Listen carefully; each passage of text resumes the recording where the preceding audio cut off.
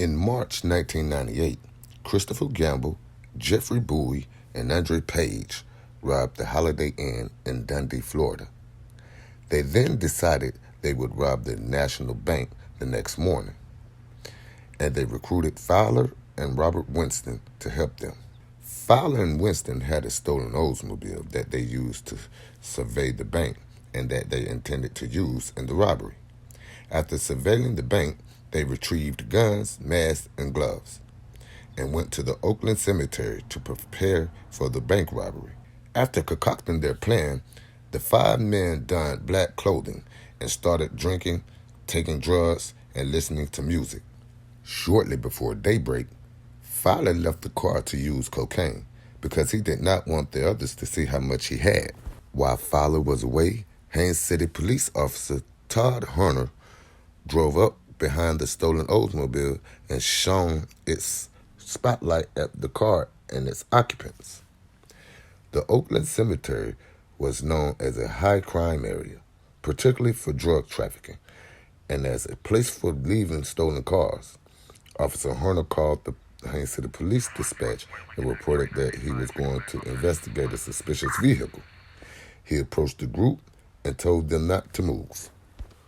Horner then pulled out a gun and told the group to give him their names so that he could check for outstanding warrants. At that point, Fowler snuck up behind Officer Horner, and Gamble started talking to Officer Horner to distract him. Once Fowler was discreetly behind Officer Horner, Fowler grabbed Officer Horner's gun, and Gamble, Winston, and Page helped Fowler gain control of it. According to Christopher Gamble, he explained that they had subdued Officer Horner because by the clothing that they had on, it happened so fast, we didn't have time to throw the clothes off and look like regular people. We was going to rob a bank, so it was evident. He sees all this black, He know that something wasn't right. He know before that I was robbing because it was spring in Florida. Gamble exclaimed, "It was suspicious that we had on all this black and was wearing black gloves and masks." According to Gamble, he told Horner to relinquish the gun and that nothing would happen to him. According to Fowler, Officer Horner then began asking Chris, "Why are you doing this?" Gamble testified that when Officer Horner called him by his first name, the rest of the group lost control and went a little crazy. And Fowler stated that they would not be able to walk away from this thing. Fowler allegedly told Officer Horner to get on his knees. Gamble told Fowler to calm down and give him the gun. Gamble reminded Fowler that Officer Horner knew only Gamble's name. If anything happened, Gamble would handle it, and nothing would happen to Fowler. In the midst of this conversation, Bowie yelled from the car, "Kill that cracker!" And Fowler shot Horner in the back of the head. Gamble was later arrested and convicted for robbing an ABC liquor store in 1999 and was sentenced to 20 years imprisonment in the Florida State's prison. In March 2002, while serving his sentence, Gamble called the Polk County law enforcement officials and told them he had robbed the Holiday Inn the night that Officer Horner was killed. He eventually told them that Fowler had murdered Horner.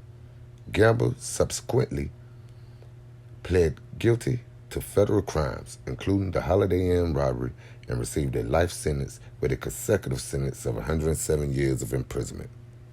In 2007, Fowler was indicted for murdering Officer Horner with the intent to prevent Horner from communicating information about a federal offense to a law enforcement officer or judge of the United States in violation of 18 U.S.C. 1512 A1C, Count 1. The jury found Fowler guilty on both counts, and the court sentenced him to life imprisonment for Count 1 and then 10 years imprisonment for Count 2. And just to be clear here, no, this isn't made for television drama or a Hollywood movie. This is simply how it is out here on the streets of Polk County, Florida. This is real crime. Fowler was convicted of violating the federal witness tampering statute, which makes it a crime. To kill another person with intent to prevent the communication by any person to a federal law enforcement officer or information relating to the possible commission of a federal offense is a crime. But on appeal, Fowler argued that the evidence was insufficient to show that he had killed Horner with the intent to prevent him from communicating with a federal officer. Rejecting Fowler's argument, the 11th Court held that it was sufficient for the prosecutor to show a possible or potential communication to federal authorities. Here we have 4 young men, really 5. One of the young men didn't get charged or convicted behind this ordeal. Now, we have Robert Earl Winston, who received a lengthy sentence for his role in this slaying of Officer Horner. We have Andre Page, who was sentenced in 2005 to life in prison plus a consecutive term of 60 years in prison.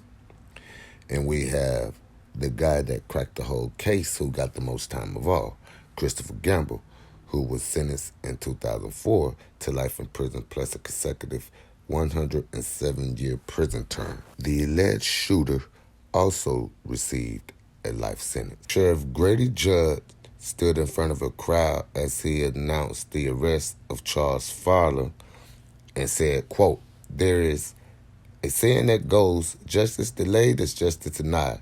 Today, we have seen the reverse," end quote.